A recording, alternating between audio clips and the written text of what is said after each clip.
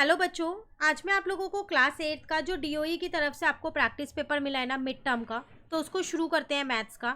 तो यहाँ पर एक बार मैं आपको पेपर दिखा देती हूँ। 2.5 आवर का ये पेपर है, 60 मार्क्स का। आपको कुछ जनरल इंस्ट्रक्शंस दे रखी हैं कि टोटल कितने सेक्शंस हैं, कितने क्वेश्चंस हैं, ये सब बता रखा है। कैलकुलेटर अलाउड नहीं है।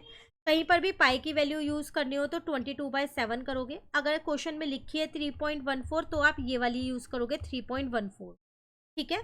सारे क्वेश्चंस करने कंपलसरी है और सब क्वेश्चंस के आगे सीरियल नंबर लिखना भी कंपलसरी है। चलिए अपने सेक्शन नंबर ए से स्टार्ट करते हैं हम यहाँ पर। तो इसमें आपसे क्या कह रहे हैं, यहाँ पर क्वेश्चन नंबर 1 है जो आपके पास एमसीक्यू क्वेश्चन है। टोटल आपको 12 पार्ट्स दे रखे हैं, इसके 1 mark each. First one is multiplicative inverse of a negative rational number is. किसी भी नेगेटिव रैशनल नंबर का अगर आप मल्टीप्लीकेटिव इनवर्स करते हो तो क्या आएगा। सबसे पहली बात, मल्टीप्लीकेटिव इनवर्स क्या होता है। मल्टीप्लीकेटिव इनवर्स का मतलब होता है रेसिप्रोकल करना। तो अगर मैं यहाँ एक एग्जांपल ले लूँ, अगर मैं इसका रेसिप्रोकल करूँगी तो मेरे पास यही आएगा, पर आएगा तो नेगेटिव में ही। तो किसी भी नेगेटिव रैशनल नंबर का आप मल्टीप्लीकेटिव इनवर्स कर लो, आंसर आपका नेगेटिव में ही आएगा। ठीक है। Next one is if 8x minus 3 is equal to 25 plus 17x, then the x is. x की वैल्यू फाइंड करनी है, तो इसको हम यहाँ पर लिख लेते हैं। पहले हमसे कह रहा है 8x माइनस 3, आगे आपके पास 25 प्लस 17x। ठीक है ना। तो ये आपके पास क्वेश्चन था, तो चलिए x की वैल्यू फाइंड करते हैं। तो मैंने क्या किया, 25 को मैं इधर ले आई और 8 को मैं उस साइड ले गई, तो मेरे साइन जो है वो चेंज हो गए। तो ये तो मेरे पास माइनस का 28 बन जाएगा, क्योंकि माइनस माइनस आपको पता है प्लस होता है, पर साइन लगता है माइनस का। और 17 में से 8 को माइनस करोगे तो 9x आ जाएगा। x की वैल्यू यहाँ से आ गई -28/9। Clear now. अच्छा, इसमें आपको ये नहीं बताना, इसमें आपको ये बताना है ये क्या है। तो ये एक रैशनल नंबर है। ठीक है।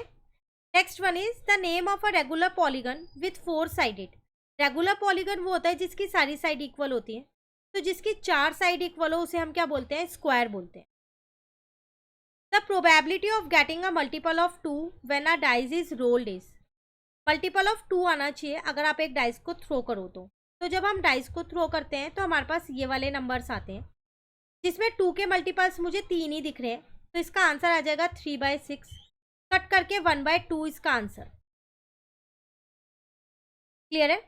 Next one is a square board has an area of 144 square unit. How long is each side of the board. 144 उसका एरिया है, आपको साइड बतानी है। तो आपको पता है जो एरिया होता है उसका फॉर्मूला होता है साइड इंटू साइड। तो कौन से दो नंबर को मल्टीप्लाई करोगे कि 144 आ जाए। तो 144 12 का स्क्वायर होता है, तो 12 यूनिट उसकी साइड होगी, इसका मतलब। ठीक है। Next, the height of a rectangle in a histogram shows the. Histogram जो होता है, हिस्टोग्राम आपको पता होगा ऐसे बनता है जो बिल्कुल चिपका हुआ होता है, उनके बीच में गैप नहीं होता। तो जो ये हाइट है ये क्या रिप्रेजेंट करता है, तो ये रिप्रेजेंट करता है frequency of the class. Clear. Next, for which of the following figure diagonals are equal. इनमें से कौन सी फिगर के डायगोनल्स इक्वल होते हैं। तो स्क्वायर और रेक्टेंगल दो फिगर ऐसी होती है जिनके डायगोनल्स इक्वल होते हैं। Next one is in a frequency distribution with the class 0 to 10, 10 to 20 etc. The size of class interval is 10. फिर अगर आप ये वाली फ्रीक्वेंसी डिस्ट्रीब्यूशन देखो तो इसमें जो क्लास इंटरवल है इनके बीच का गैप है वो 10-10 है। लोअर लिमिट बताओ फोर्थ क्लास की। तो पहले फोर्थ क्लास आपको यहाँ लिखनी पड़ेगी। ये है फोर्थ क्लास, इसकी लोअर लिमिट है 30। क्लियर है। Now next is the ones digit of a cube of 23। अगर आप 23 का क्यूब करोगे तो उसकी वंस डिजिट क्या होगी। तो ये हमने क्यूब की प्रॉपर्टीज में जाना था कि 3 का जिसके लास्ट में 3 होता है उसके क्यूब के लास्ट में 7 आता है, और जिसके लास्ट में 7 होता है उसके क्यूब के लास्ट में 3 आता है। ठीक है। Next question is if 3 angle of a quadrilateral are each equal to 75। एक क्वाड्रिलेटरल है, उसके 3 एंगल्स जो है ये 75 है। फोर्थ वाला एंगल आपको निकालना है। तो हमको पता है कि क्वाड्रिलेटरल के सारे एंगल्स का सम 360 होता है। तो अगर मैं ये तीनों एंगल्स उसमें से माइनस कर दूंगी तो आ जाएगा। तो पहले इनका सम निकाल लेते हैं। 15, 21, 22 हो गया। अब इसमें को 360 में से इसको माइनस कर देते हैं, तो 5 में से 2 गया 3, 135 आपका आंसर आ गया। क्लियर है? Next, which of the following is the square of an odd number? इनमें से कौन सा नंबर है जो ऑड नंबर का स्क्वायर है? देख के पता चल रहा है कि 361 है, क्योंकि ये 19 का स्क्वायर होता है। बाकी सब इवन नंबर के स्क्वायर है, देख लो। ठीक है, next one is and the last, फिर ये वाला section complete. If A B is parallel to D C then the measure of angle C. कह रहा है अगर ये दोनों लाइंस मेरी पैरेलल है तो ये वाला एंगल बताओ, तो ये ट्रांसवर्सल लाइन हो जाएगी। तो ये angle on same side of transversal है, उनका सम 180 होता है। जब ये 120 है तो फिर ये 60 डिग्री होगा, ताकि दोनों का सम मिला के 180 हो जाए। क्लियर? Section A complete. आते हैं सेक्शन बी पे। छोटा सा सेक्शन है, 7 क्वेश्चन है इसके अंदर, 2 से 7 तक है। कह रहे express 81 as a sum of first 9 consecutive odd number. 81 को क्या करना है? 9 कॉन्जिक्यूटिव ऑड नंबर के फॉर्म में एक्सप्रेस करना है। तो 1 + 3 + 5 + 7 + 9 + 11 + 13 + 15, एक बार गिन लेते हैं, 1 2 3 4 5 6 7 8। तो जब आप इन्हें सॉल्व करोगे तो आपका आंसर 81 आएगा। Clear? Now third question is Rohan and Shalu are playing with 5 cards as shown in the figure. What is the probability of Rohan picking a card without seeing that has the number 2 on it? दो जने हैं, वो playing card से खेल रहे हैं, ये 5 cards उनके पास है। आपको प्रोबेबिलिटी बतानी है। रोहन ने एक कार्ड निकाला बिना देखे, पे 2 लिखा है, तो 2 नंबर्स पे 2 लिखा हुआ है, तो उसकी प्रोबेबिलिटी हो जाएगी हमारे पास 2/5, क्योंकि टोटल 5 कार्ड्स है हमारे पास। क्लियर? अगर आपको ये क्वेश्चन नहीं आता तो आप एक और चॉइस में दिया उसे कर सकते हो। A glass jar contains 6 red, 5 green, 4 blue and 5 yellow marbles of same size. Hurry, take out a marble from a jar at random. What is the probability that the chosen marble is of red color? कुछ marbles हैं एक jar के अंदर। Total marbles अगर मैं यहाँ पर देखूँ पहले, तो 6 5 4 5 यहाँ लिख देते हैं।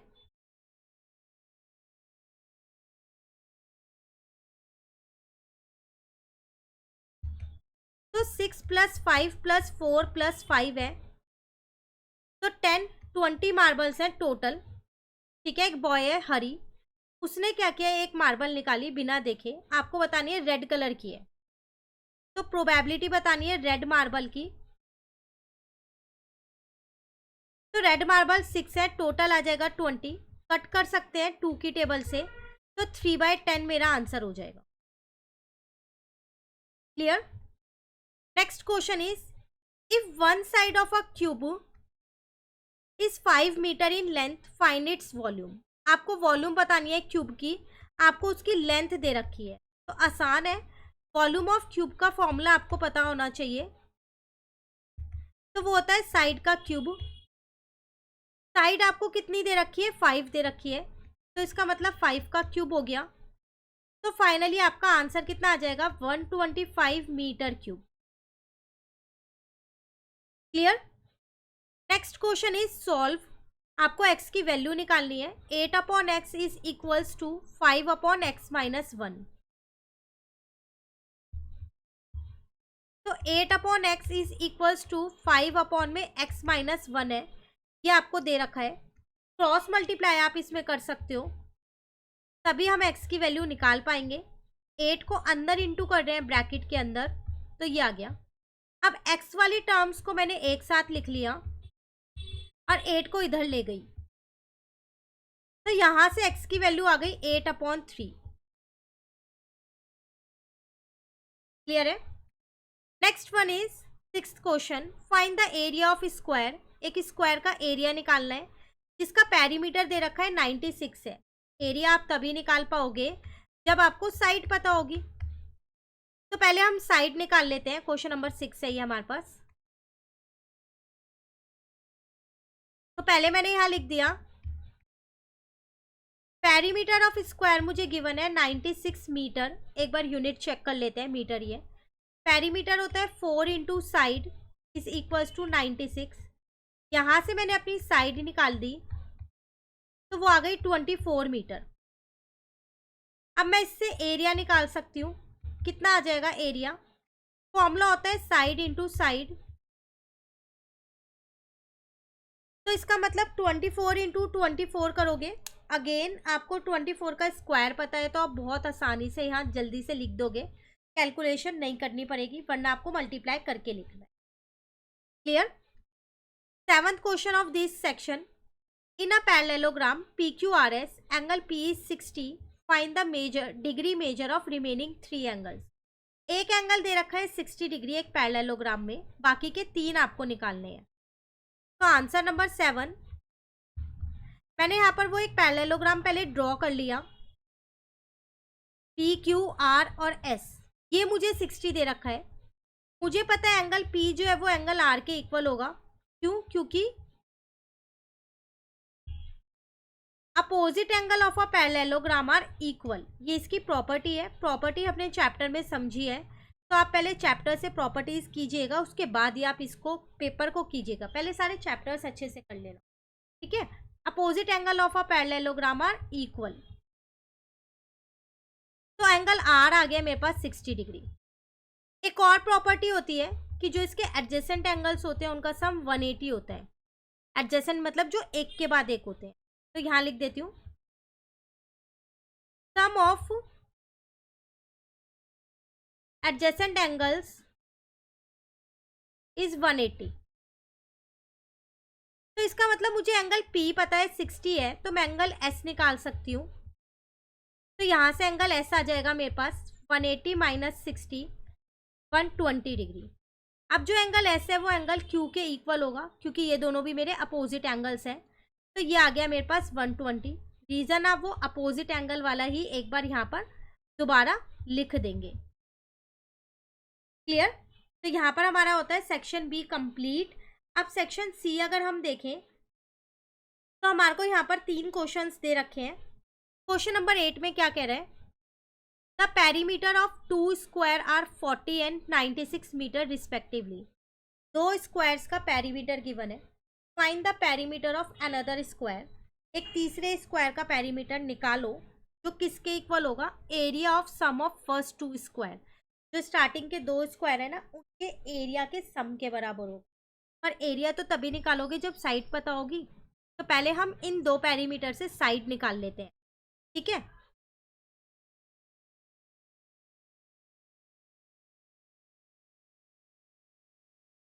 तो पेरीमीटर ऑफ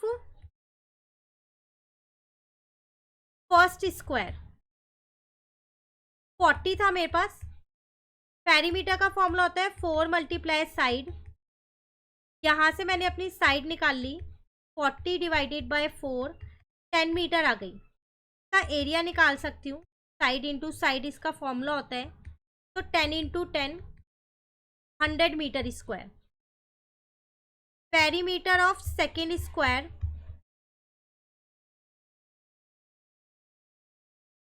उसका दे रखा था 96 मीटर, तो 4 मल्टीप्लाई साइड करके इसकी भी साइड निकाल लेती हूँ। तो इसकी साइड आ जाएगी 24 मीटर। अब इसका एरिया निकाल देती हूँ, तो 24 इंटू 24 अभी हमने किया था 576 हमारे पास आ रहा था। अब मुझे बोल रहा है तीसरे वाले स्क्वायर का पेरीमीटर बताओ जो इनके एरिया के सम के बराबर है। Now perimeter of third square वो इनके बराबर है, तो 100 प्लस 576, तो 676 मीटर। स्क्वायर नहीं लगेगा क्योंकि ये पेरीमीटर है। क्लियर? चलिए, ये नहीं आता तो चॉइस में एक और क्वेश्चन दिया है, प्राइम फैक्टराइजेशन की हेल्प से स्क्वायर रूट निकालना है 11025 का। ये भी आसान है, इसे कर सकते हो वैसे आप। 11025 है, तो देखो 2 के टेबल से तो ये जाएगा नहीं क्योंकि इसके लास्ट में 5 लगा हुआ है ना। तो मैंने क्या किया, इसको सीधा 5 के टेबल से डिवाइड कर दिया, तो 2205 आ गया। फिर दोबारा 5 से डिवाइड किया तो 441 आया।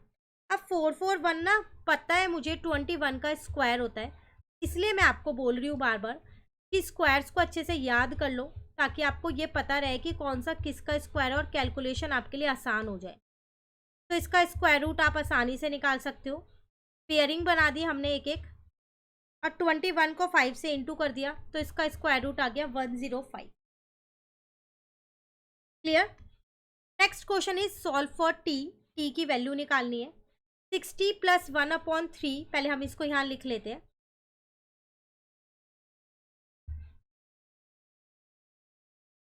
इज इक्वल्स टू में है, नहीं +1 अलग से भी है,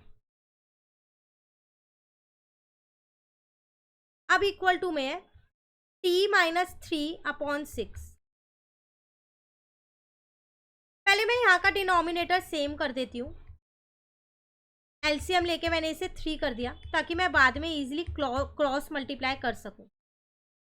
तो ये मेरे पास बन गया 6t प्लस का 4/3, यहाँ आ गया t-3/6। नाउ मैंने अब क्रॉस मल्टीप्लाई कर दी, 6 को दूसरी साइड मल्टीप्लाई और 3 को इस साइड। 3 को अंदर इंटू किया तो 3t-9 हो गया। 6 6 जा 36, 6 4 जा 24 हो गया। अब t वाली टर्म्स को एक साथ लिखा है तो 3t को दूसरी साइड ले आई, माइनस का हो गया। 24 को दूसरी साइड ले गई तो माइनस का हो गया।